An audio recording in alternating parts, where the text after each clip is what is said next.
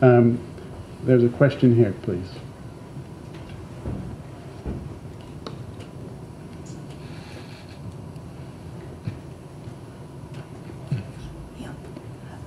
What does the panel think about the news that we read these days, well, sorry, this morning, that Vince Cable says that if he should become, that he is preparing to go to talk to civil servants at the Treasury about his possible policies if he should become Chancellor in a hung cabinet, or a hung Parliament, sorry. This is the question of his being asked to have discussion about what his policies might be. Yeah, quite a lot, a number of you, I think Catherine Bennett, and also the gentleman said that our freedoms are limited if we feel that we must seek prior governmental approval for either what we're going to say, or indeed what, in this case, it's a case of what he is going to say is right. Catherine, do you have a view about whether Vince Cable should be talking to the civil servants at the Exchequer about the Liberal Party's tax policies? Well, yeah. Should they... as long as he tells us, you know, what he said, what they talked about, yeah, fine. Is there any question about a suppression of his freedom, or is this an invitation to his freedom? Sorry, suppression of his... Is this a suppression of his freedom to speech by intimidating him by being summoned to reveal, or is it a promotion of his speech by being invited to come help the civil servants prepare? He can't wait to be taken notice of. I mean, I think there's I would make a broader point, having just publicly disavowed the Labour Party and jumped into bed with the Liberal Democrats on the basis of their...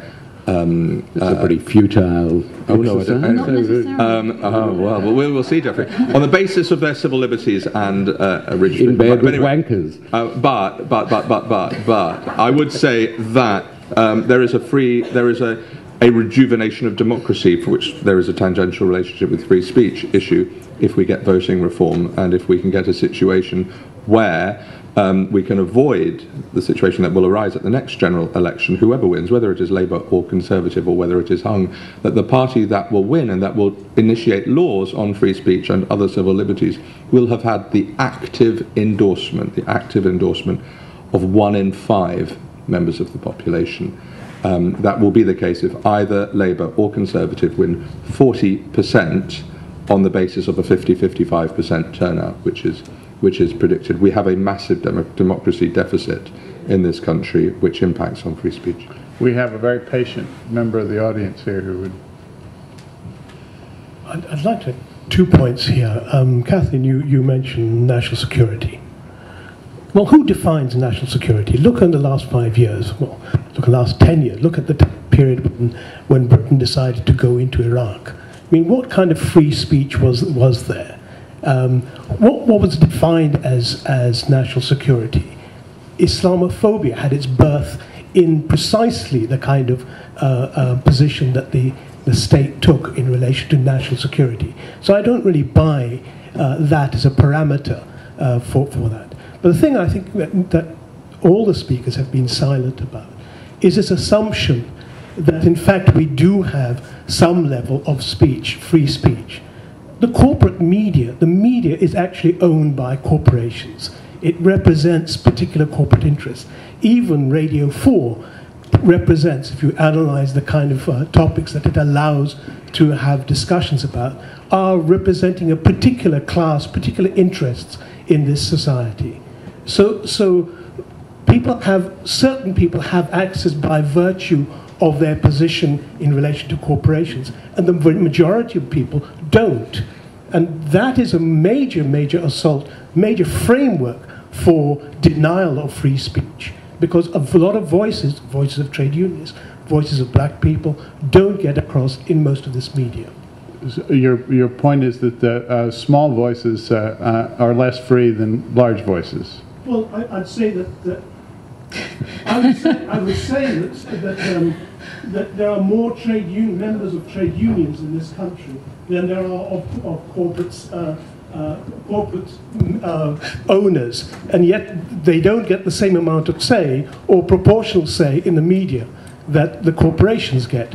So I'm saying there is a fundamental built-in denial of free speech for those who don't represent not a minority, but actually a majority. Thank you. Well, don't you think, though, that the internet has done something, at least, to redress that?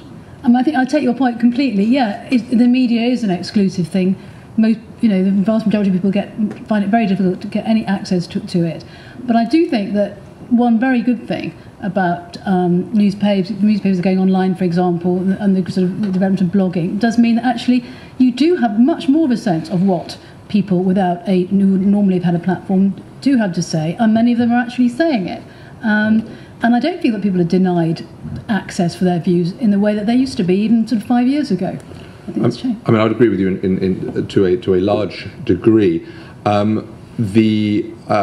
remember being struck off Mark Thompson's Christmas card list for doing a cover at the New Statesman where we had an old battered TV set. This was after Hutton, and the emasculation of the BBC after Hutton.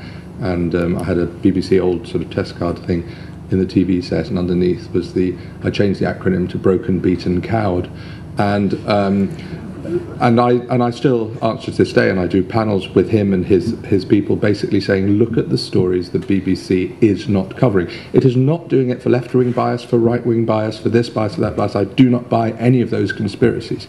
It is sheer fear of causing offence. Which goes back to Geoffrey's point, reminding us today about the Michael Ashcroft censorship of Panorama.